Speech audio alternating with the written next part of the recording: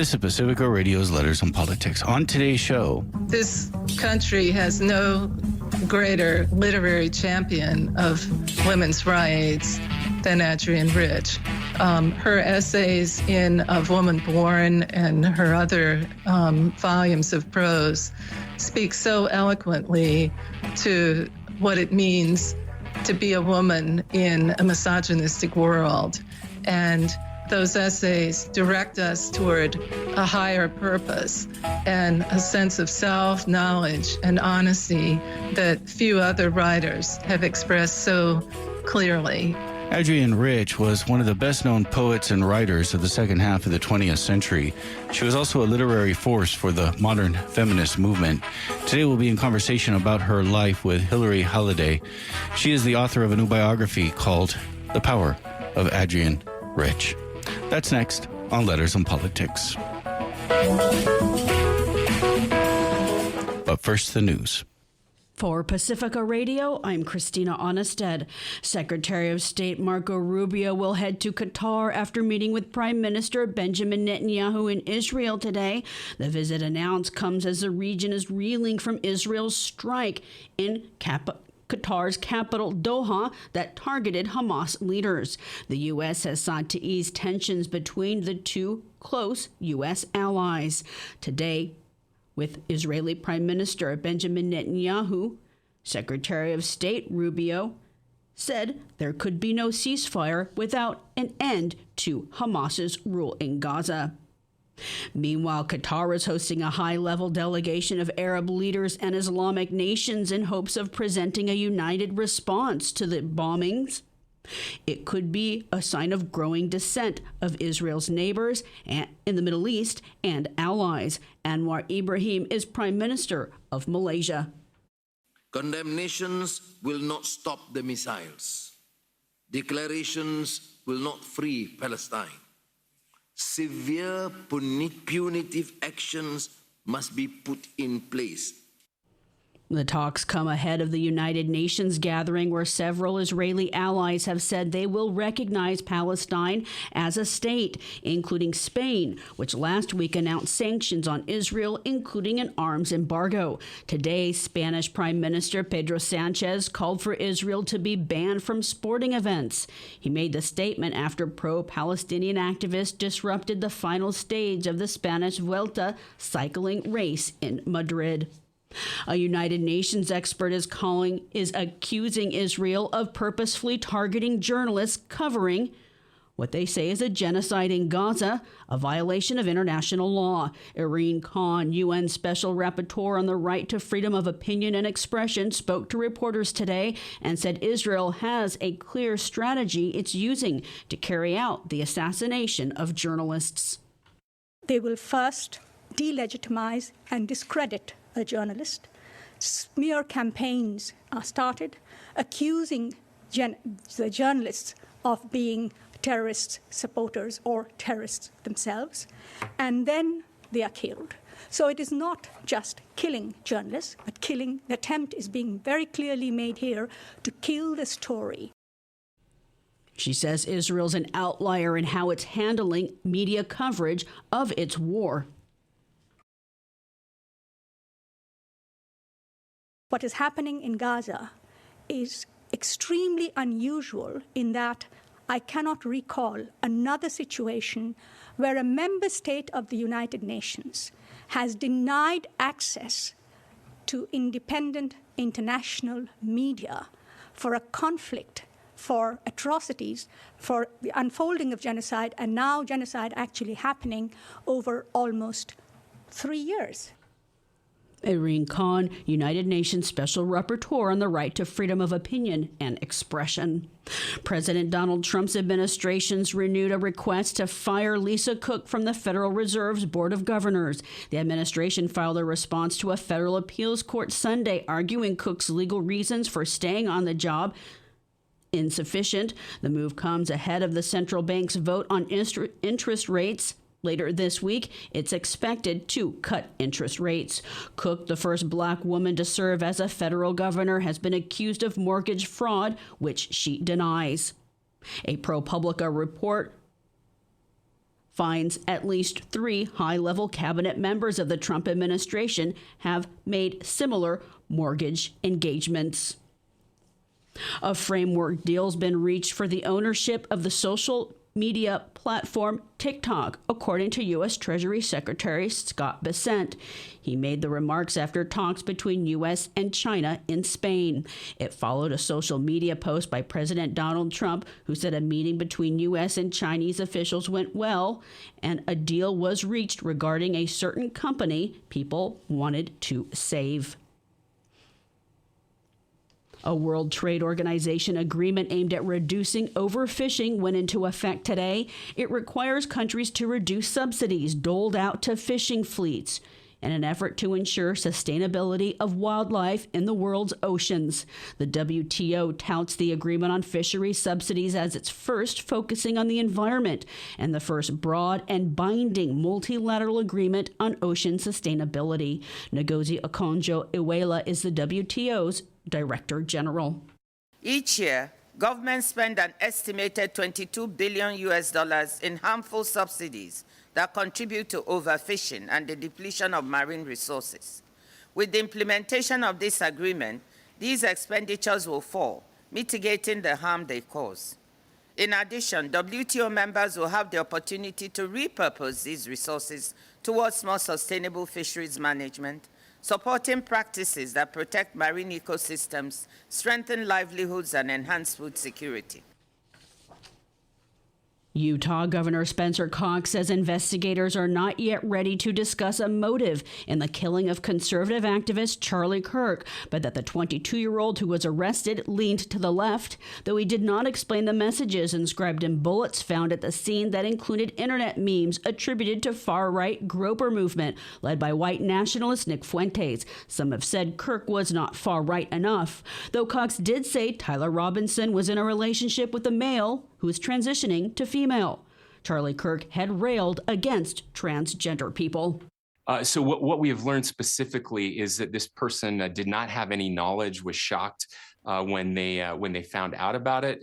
When he found out about it, the suspect has not been cooperating so far, and so we're getting all of this information from family members, again people around the suspect, and then the forensic information that we have. Robinson grew up in a gun-toting MAGA household. Online images show the wide arsenal he was trained to use by his right-wing family. Utah has some of the most permissive gun laws in the country that allow permitless carrying of weapons in public. There are some restrictions for ages 18 to 20 years old. And some conservatives are targeting people they believe disparaged Kirk after his death. Dropsite News is reporting it's documented at least 50 people who've lost employment. Some conservatives see Kirk as a free speech champion and are using similar tactics they once criticized that they called cancel culture. I'm Christina Onnested reporting for Pacifica Radio. Good day and welcome to Letters and Politics. I'm Mitch Jeserich. Adrienne Rich was one of the best-known poets and writers of the second half of the 20th century. She was also an influential force in the evolution of feminist and women liberation movements, challenging older ideas to force these movements to become more inclusive over such things as race and sexual identity. She died in year 2012 at the age of 82 due to complications over rheumatoid arthritis. Now, 8 years later, there is a biography on her called The Power of Adrienne Rich. It is written by Hillary Holliday, who now joins us via Skype. Hillary Holliday is a biographer, novelist, poet, and scholar of modern and contemporary American literature. Hillary Holliday, it is with great pleasure to welcome you to this program. Thank you, Mitch. I'm happy to be here with you. Well, Adrienne Rich was really a treasure as a poet. She certainly is remembered as an important feminist, as a pathbreaker in the women's movement, also a pathbreaker in the gay rights movement. And she also was a champion for social justice. But first and foremost, always, she was and remains a great poet.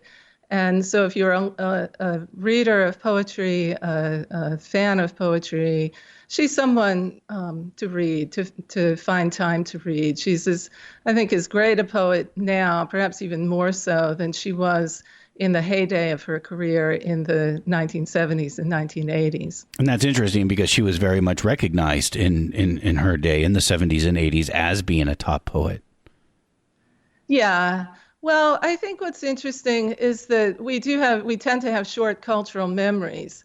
And so in the 70s and 80s, a lot of people did know about Adrienne Rich, and women especially, women who were interested in feminism and saw Rich as a role model, as a leader, as the courageous figure that she was. And women, not just women, but of course many women, flocked to her poetry readings, bought her volumes of poetry, bought her essay collections, and found great meaning in her writing and in the courage of her example. I think now, here we are in 2020, we're in such a fraught political climate, and we could reinvent some of the things Rich said, but she said them so eloquently in her time that I think it's important to honor what she said, the message that she had of courage and of speaking the real truth. Did she combine her activism and her poetry? Did you find her activism in her poetry? Did she use her poetry for activism, I guess? Yes, her activism is very evident in her poetry. And that really came to the fore in the late 1960s and early 70s. And the volume I'm thinking of in particular is Diving into the Wreck, which came out in 1973, although it certainly wasn't the very first volume where she showed her strengths as a poet interested in the feminist movement. Was Adrienne Rich a part of any other sort of poetic or writer circles? Was she sort of a part of a group? I mean, this is after, say, like the Beatniks, but something similar to a group, or was she more solitary? Well, when she was coming of age, she went to Radcliffe, and she came into contact with Robert Frost, and she studied Yeats, she studied all the great male poets, and was influenced by them and owned up to those influences.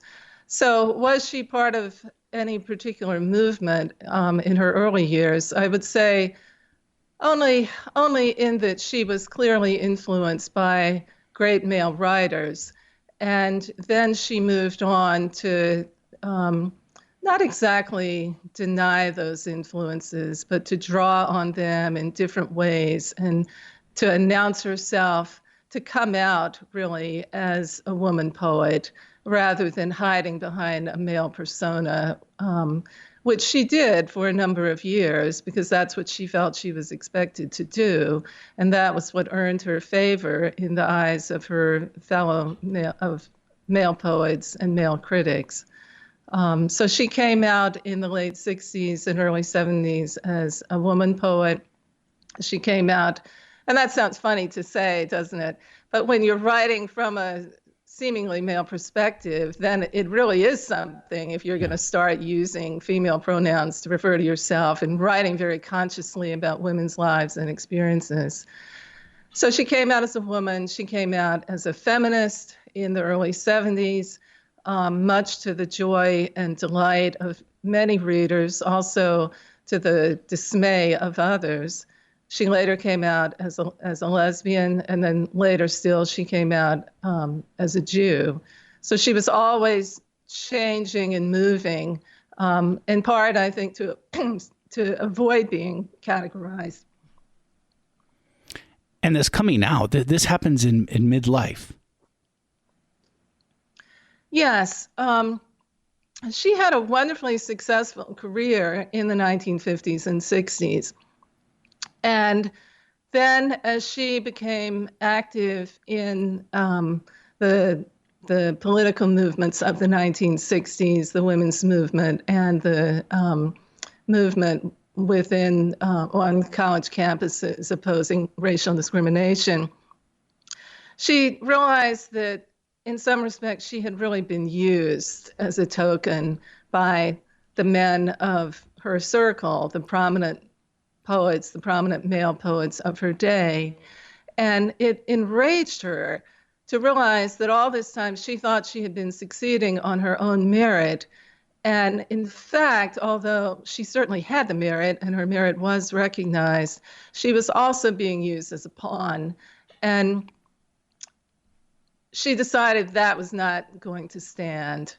And she made a proclamation about that when she was the co-winner of the National Book Award for Poetry in 1974, and essentially denounced the male literary world and said she would not accept the prize for diving into the wreck in her own name. She would only accept it in the name of all women. Is that when she accepted the award with Alice Walker and Audre Lorde? Yeah, she had asked them to agree to a pact that if one of them won this award, that they would not accept it personally, but they would accept it in the name of all women and give the prize money to a charity benefiting women. And so that to me is a defining moment in Rich's career, because on the one hand, it was extremely noble and courageous. On the other hand, it was also a power play. She had the wherewithal, the platform to speak out in ways that not everybody did.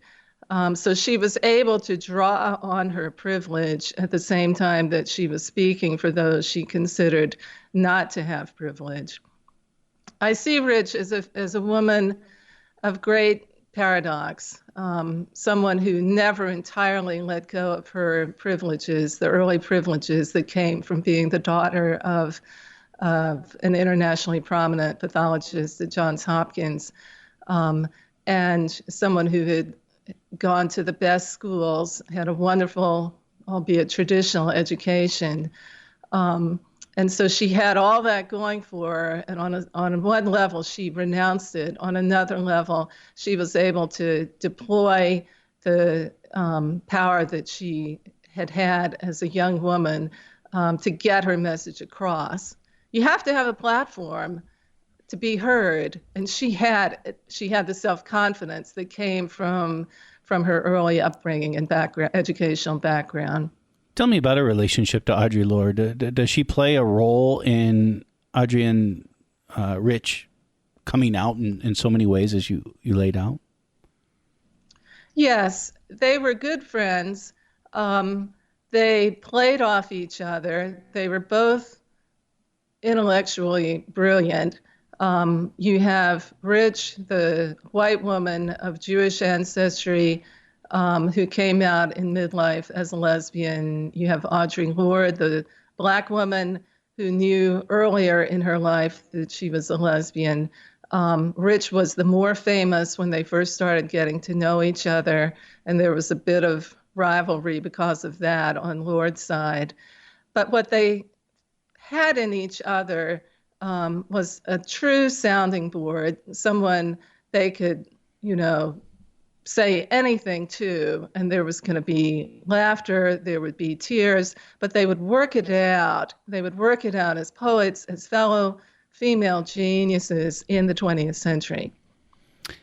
You write that Adrienne Rich was not born a rebel. She may have been born a writer, or at least formed into being a writer early on in her life, as a kid, really, from the direction of her father. But a rebel, no. Yeah, it's an interesting situation. She wasn't someone who grew up wanting to break the rules necessarily. Her father wanted very much for her to be a brilliant writer, particularly a poet. And in his off hours, he tutored her. He did everything to shape her already brilliant mind so that she could succeed as an author. They both wanted the same thing. They wanted her to be a writer, a poet for the ages. Then what happened was that to accomplish that aim, she had to shake off her father's influence. And so that was a supreme act of rebellion when she was in her early 20s. It cost her tremendously. It was the hardest thing she possibly could have done. And yet she knew she had to do it. And the crux of it was her marriage. It wasn't that she was saying, you know what, I don't want to write iambic pentameter anymore. She was saying, I want to marry a man you don't want me to marry. That break enabled her to do some different things with her life once she moved away from her father decisively.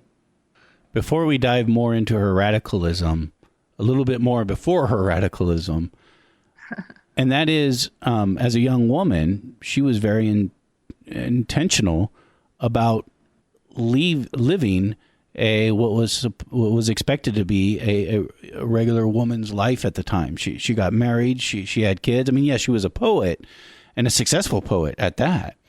But at the same time, she was very much interested and, like I said, intentional in leading a conventional woman's life at the time. Yes. It's interesting to think of her going to college in 1947 and then having the decade of the 1950s crest on her, so to speak, while she was in college. I think it was very lucky for her that she started college before the 1950s. Right after World War II, women were still in professional occupations. And of course, they were in the 50s as well. But there was this movement, this insidious movement that really took hold in the 50s that said for a woman to fulfill her potential, she needed to get married young, have children, take care of the family, and that would be it.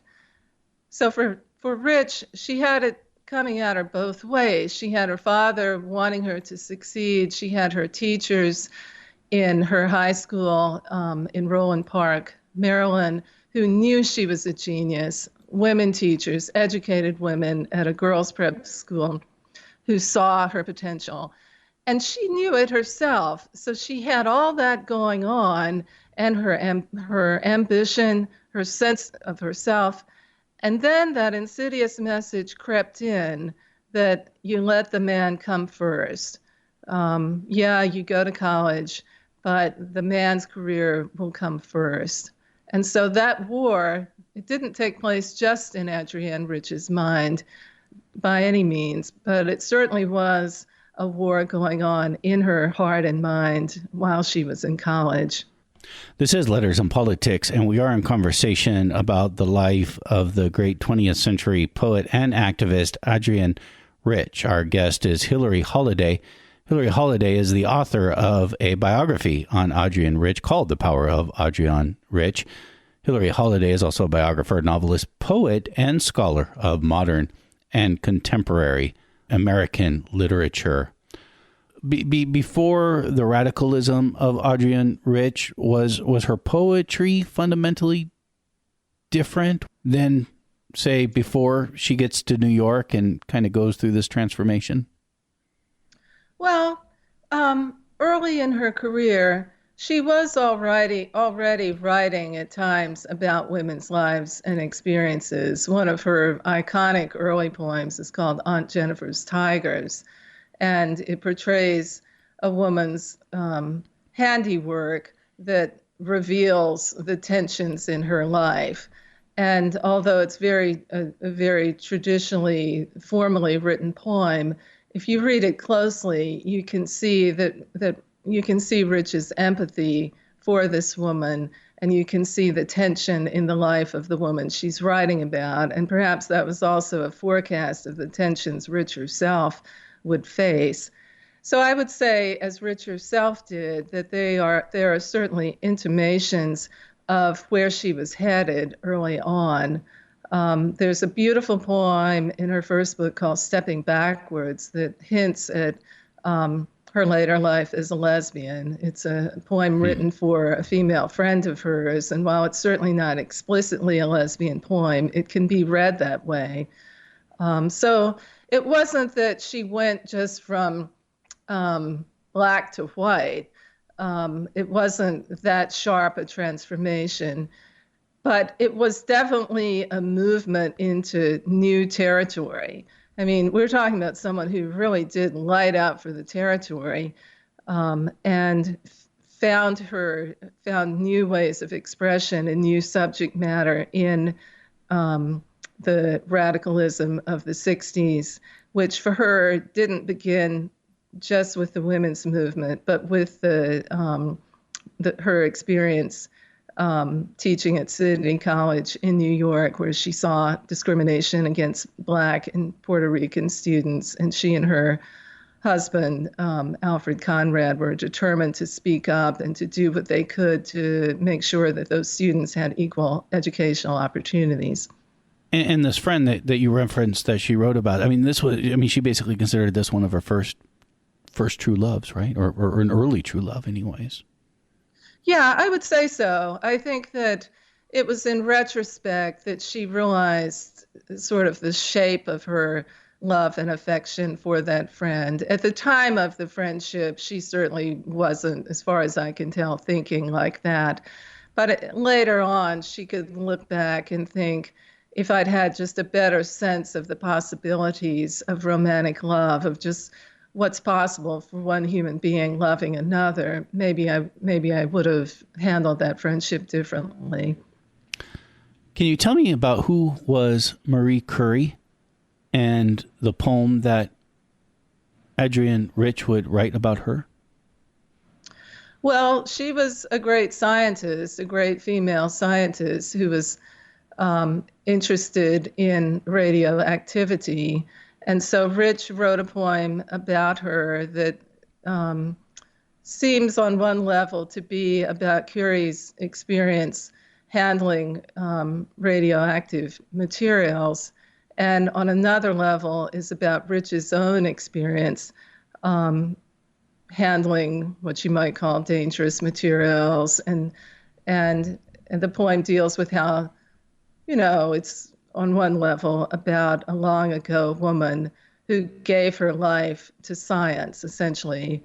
And then in Rich's case, she gave her life to art, and there was suffering involved for both of these figures. So I guess I would say that as just sort of a general overview. And Marie Curie died because of her handling of radiation that she discovered. It appears that was certainly a big factor of it. And Rich would have read about that and would have felt a great deal of empathy and pain for that woman. She was very interested in women scientists, and I think that goes back to the fact that her father was a scientist. And so as she moved into the feminist movement, she started thinking, well, who are the counterparts? Who are the women who are making important discoveries in science? And these are women who, even today, we don't hear as much about them as we do about the great male scientists and inventors. So she was reclaiming Marie Curie and also thinking through her life, I would say. Yeah. Adrienne Rich, along with her family, including her husband and 2 kids, would move to New York City in the 1970s. What happens when they get to New York? The family unit, at least the marriage, does not last long. Well, Adrienne and her husband, Alfred Conrad, and their 3 sons moved to New York in 1966. And it was thoroughly exhilarating for Adrienne in many ways. She was at the center of the American literary universe, and she was ready to say goodbye to her circle of professional acquaintances at Harvard and Cambridge, Massachusetts. So she loved it. But her marriage was suffering, and it was also just such a terribly difficult time in American history when you think about the Vietnam War and the crises involving civil rights, which of course are still very much with us. All of those pressures weighed on her and on her marriage. And she and her husband both wanted to help so very, very much. They wanted truly to change the world, and they wanted to do it for these young people they were meeting in the classes they taught. Sometimes I think they may have tried a little too hard. It might have been better if they had stepped back, exhaled, and looked at each other and said, you know what, let's have a date night and let this go for just a little bit. But the tumult of the times was not kind to that particular marriage. And in 1970, Rich decided to leave her husband. And things changed very rapidly after she left him in August of 1970. And he would commit suicide. He did. Alfred Conrad was a brilliant person in his own right. He was a Harvard-educated economist. He published. He was very well known and respected. And yet we all have our demons, and it's impossible to know exactly what was going on with him. But a time came several months after Adrienne left him when he ended his life. And as I was writing that chapter of the book, I did a lot of research on Alfred Conrad and on his career. And I was very moved by his last months. It was such a waste. And Rich never stopped grieving the loss. It was a terrible loss for her, for their sons, for their friends, for his fellow economists, for his students. But she kept going. She was not a Sylvia Plath figure. She was not going to commit suicide. Adrienne Rich was all about survival. And I think right now in this country, when we're really going through a very hard time, what we need to look for are role models who put survival first and put principle first and put art first. It's hard to do all of that at one time.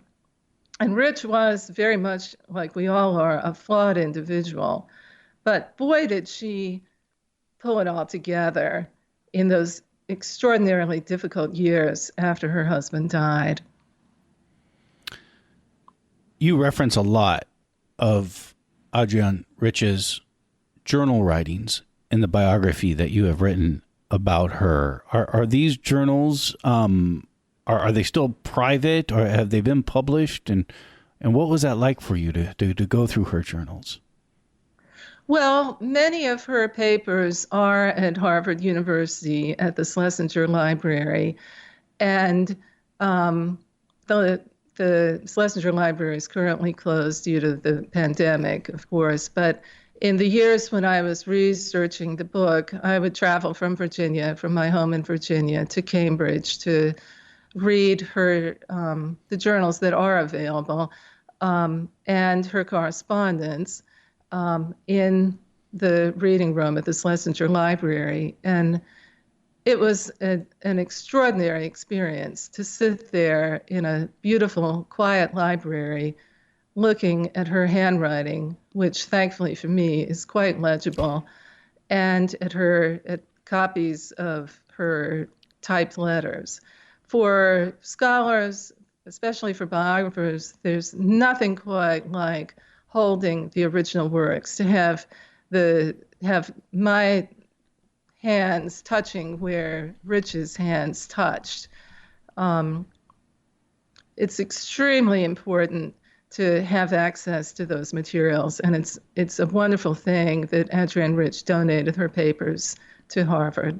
And she was a serious writer, obviously, from the conversation we've already had. But I mean, she wrote all the time. She wrote letters. She wrote in her journal. I mean, I suspect that was a lot of papers you had to go through.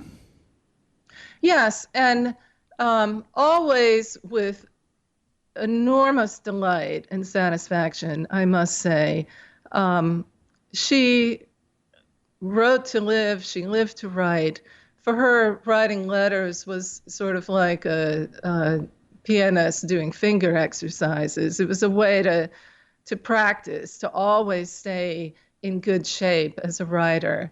And so she was working out ideas in her correspondence with fellow poets, with other people, other women in the women's rights movement. And those letters, it's interesting to think about how the mind works, that she would draw on ideas in her letters at times, that later in her poems. She would also share her poems with fellow poets and other friends she deeply respected. So instead of, now poets often participate in MFA programs and get feedback from their professors and students that way. For Rich and her contemporaries, much of that exchange came through the writing of letters and the receiving of letters and the receiving of critiques on their poems from each other. We are in conversation with Hillary Holiday. Hillary Holiday is the author of a new biography called The Power of Adrienne Rich. Hillary Holiday is also a biographer, obviously, and a novelist, a poet, scholar of modern and contemporary American literature. Tell me about Adrienne Rich's relationship and influence and struggles with feminism in the 1970s and 80s. Well, one would like to think that the women's movement would be one big happy party, but of course it wasn't. And my research revealed, of course, that there was a ton of tension among the great feminist leaders of the 1970s and 80s. Not always, of course. There were often times of just brilliant sharings of ideas and thoughts and reflections and extremely important collaborations in feminist literature and poetry anthologies and anthologies of feminist literature, more broadly speaking. But there was a rift that came along in the form of the debate over pornography, just to give you one example. And Rich got caught in the middle in that particular very unfortunate debate. There were people on one side who saw pornography as a free speech issue. There were people on the other side who saw the harm that it did to the people portrayed in pornography and harm done to people who view it. Rich had been co-editor with her life partner, Michelle Cliff, of a lesbian feminist journal called Sinister Wisdom. And we're talking about the early, mid-'80s now. And so when this issue of pornography became a hot-button topic among feminists, she was thinking, well, if we try to censor pornography, I wonder if that would somehow have an impact on Sinister Wisdom and other publications geared toward lesbians and gay men. What's going to happen? So she came out on the free speech side of it. And that was a surprise to her fellow feminists who had seen her as a champion of the anti-pornography movement. And it was a great disappointment to those women. Why did they see her? Why did they see her as a prominent member of the anti-porn movement? Because she had been just that. She had participated in anti-pornography conferences. She had given money to organizations in the battle against the proliferation of pornography. So she had been a marquee name in that movement. And so when you think back to the 70s and 80s, when Rich's name had so much cachet, and then for her to say, guess what? I'm not going there with you. If there are cities that want to pass laws that will make it possible for victims of pornography to sue in civil court. I'm not with you on that. I'm not going there with you. And so it was just this big shock. But it was kind of a lose-lose situation. If she had said, you know what, go for it, sue if you've suffered from pornography, that could have gotten her in trouble. She got in trouble for what she did say. Perhaps the better path would have been to stay silent and not to have weighed in. But that wasn't her game. Rich was not one to stay silent. She was one to work things out as best she could, take the stand that she felt was right. And then if there were consequences to suffer, she would suffer them. She also pushed against an older idea of feminism that was basically embodied in a heterosexual married wife or a woman.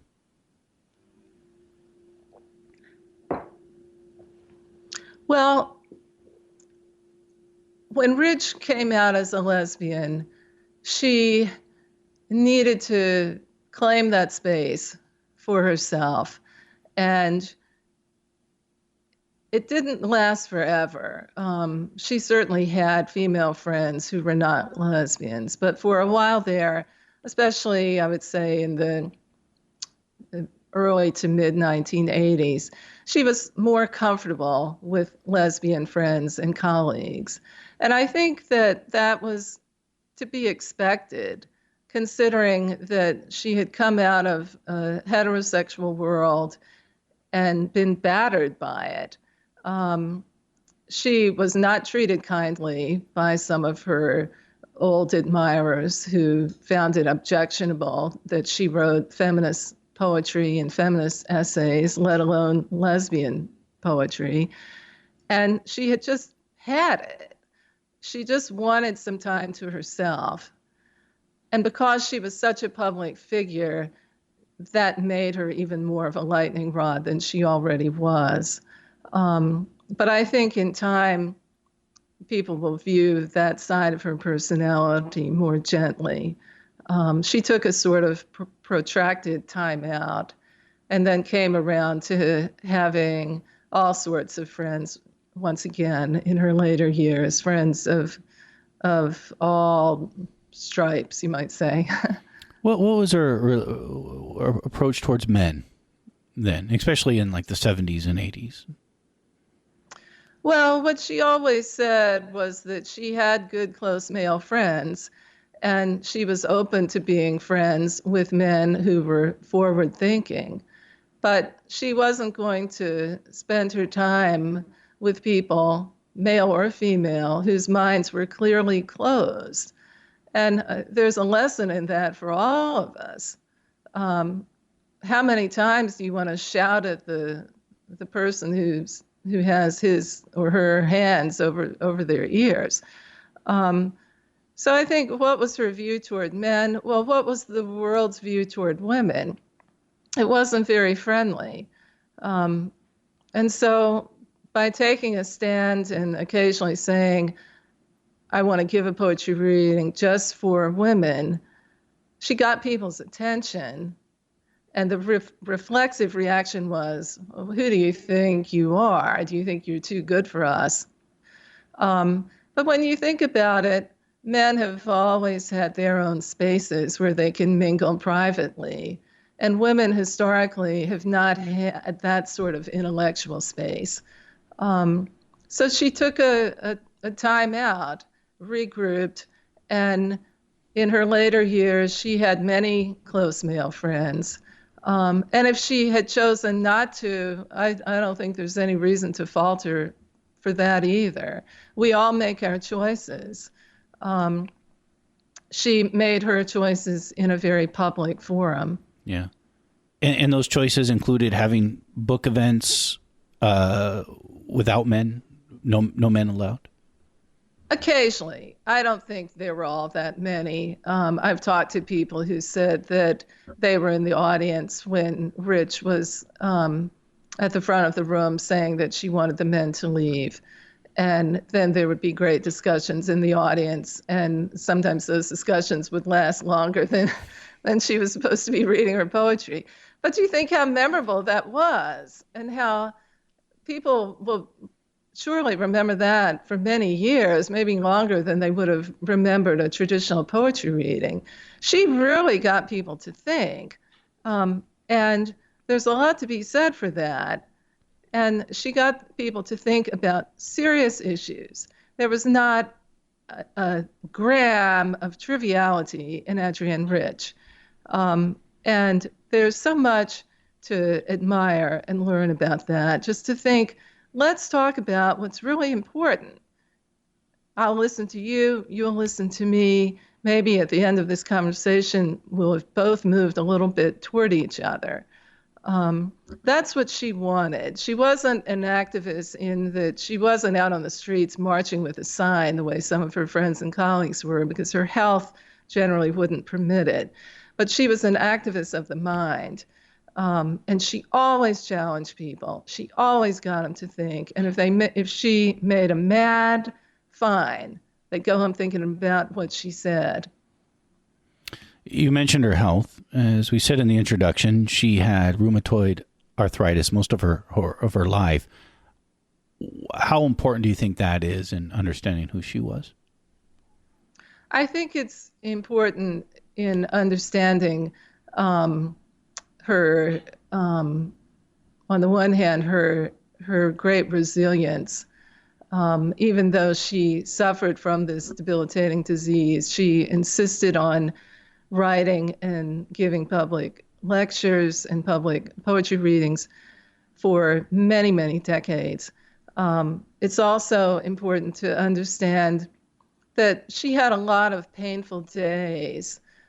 She was physically disabled, and she didn't court sympathy by any means, but it was always with her. And audiences who came to her events and saw her using a cane or a walker or in a wheelchair were reminded of that. It takes a lot to do what she did. And that rheumatoid arthritis was hovering around her and within her bones most of the time, most of her adult life. Did she identify as disabled? And we're talking about, the 1970s and 80s. We now have a disability rights movement that has begun in New York and in California. I think that it was obvious that she identified as disabled just in her physical presence. I don't think that she went as far into that particular movement as she did in other movements.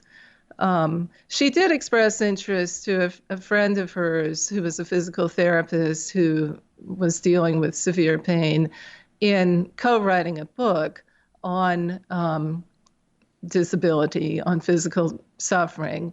And her idea was that her friend would write from the medical scientific side and she would write from the personal side. So that shows me, that she really was interested in going deeper into that subject. But it didn't happen. Yeah. That particular book project didn't happen. How did she feel about the term women's liberation compared to, say, feminism? Well, she initially moved away from women's liberation toward feminism. And then in later years, she said that she actually had decided she liked women's liberation because it begged the question, liberation from what? And she felt that feminism, as she put it, sounded a little purse-mouthed. Liberation is a cool word. Yeah. That really has some jazz to it, some real energy. So I can see why she moved back to that. What's the difference between feminism and women's liberation? Well, I would say liberation sounds like something going on, something that's happening. And as Rich herself said, you do have to ask, what are you getting liberated from? Whereas feminism feels a little sleeker, softer, hedging one's bets. What do you think I think we sort of got to a legacy of her writing and her poetry. What do you think her legacy is in women's rights? Well, I think that this country has no greater literary champion of women's rights than Adrienne Rich. Her essays in Of Woman Born and her other volumes of prose speak so eloquently to what it means to be a woman in a misogynistic world. And those essays direct us toward a higher purpose and a sense of self, knowledge, and honesty that few other writers have expressed so clearly and powerfully. So I think it's a matter of reading those essays, reading them slowly and carefully, and drawing strength from them. I think there's so much to be learned from her. And since she already said it, we don't have to reinvent it. We can go back to someone who was there at a time of great hope and wonder in the 1970s. And things aren't so great and hopeful at this moment in this country, but I'm with Rich in sharing hope always for the future. And so we can learn from her, we can build on her hope, and presumably move towards something positive. Well, what did she say that you think that we can go back to and we don't have to now reinvent? Well, she talked a lot about how education is often not telling the truth to women students. I think that's what I come back to often when I think about what's important to me. I have had a career as a university professor. I'm not currently a professor, but I think back about my many years in school as a student and then later as an English professor. And then I think about how Rich said so bluntly that so much education directed toward women and to minority students is simply untrue. That the truth of the world, the real history, is so much bigger and greater than the received so-called wisdom of what we've all been spoon-fed. So I think this notion of seeking out one's own education and seeking it out from as many sources as possible, all of that to me goes back to Adrienne Rich. And in Of Woman Born, she talks about the institution of motherhood, the expectations of women who are mothers, and how difficult that can be. And she envisions a world where women who choose to be mothers aren't shackled by societal expectations. So that to me is another key point, this notion of shaking off those shackles and thinking truly for oneself.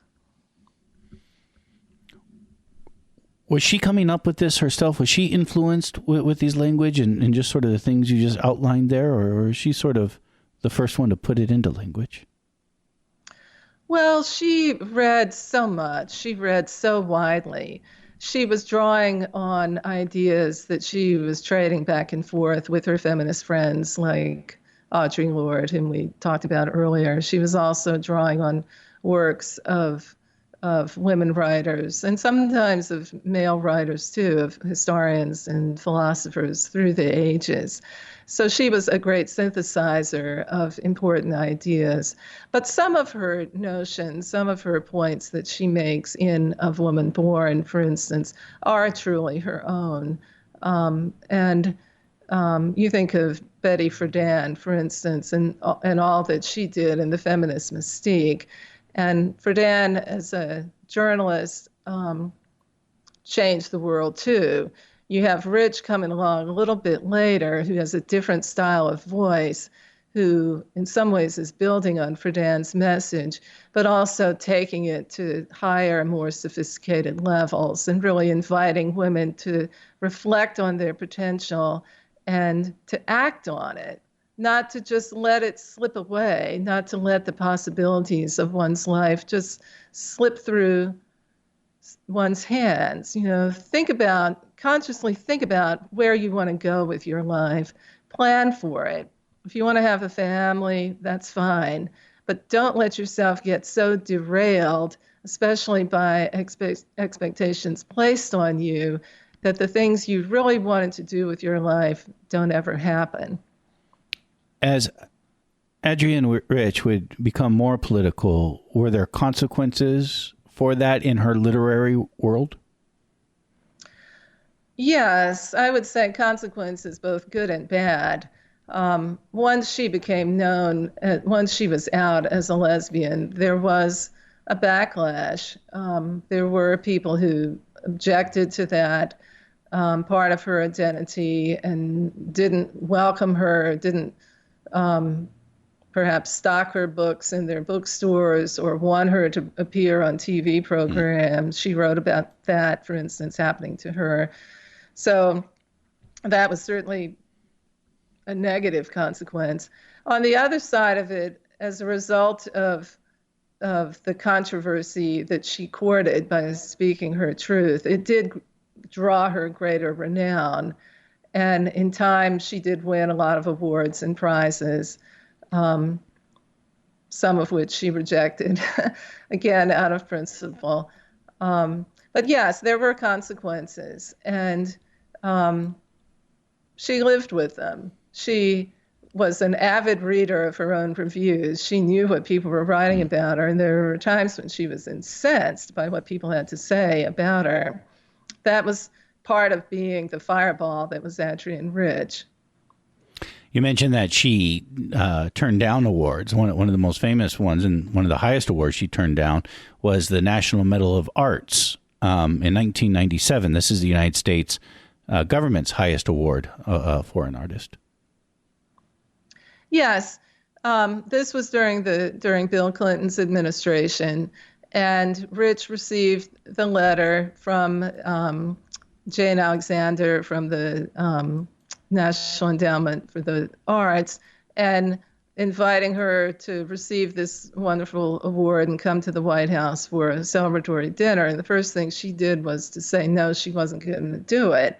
And then she shared her reply with the press, and it drew her enormous attention, some of which was praiseworthy and some of which was just amazement at what was perceived to be her arrogance.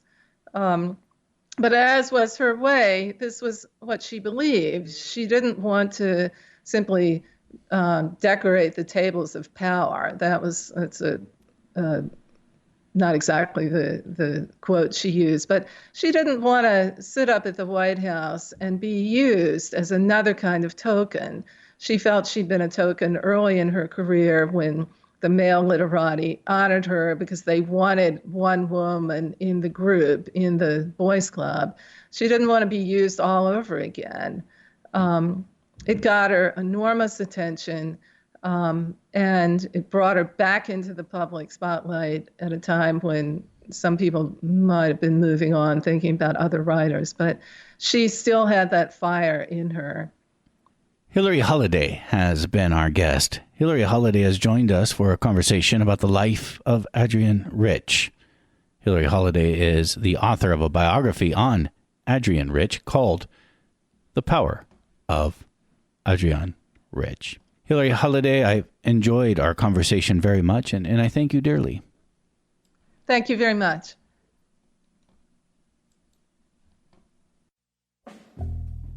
That does it for Letters on Politics. The show is produced by Deanna Martinez. Kirsten Thomas is our engineer. If you'd like to hear this or past shows, you could do so by going online and finding our archives at kpfa.org.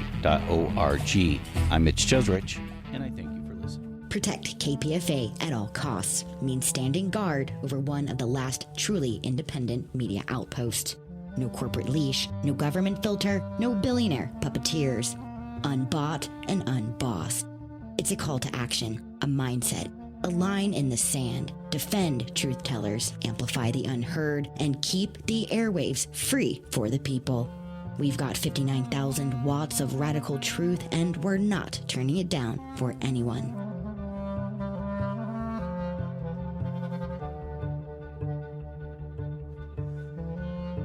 This is 94.1 KPFA and 89.3 KPFB in Berkeley, 88.1 KFCF in Fresno, and online everywhere at kpfa.org.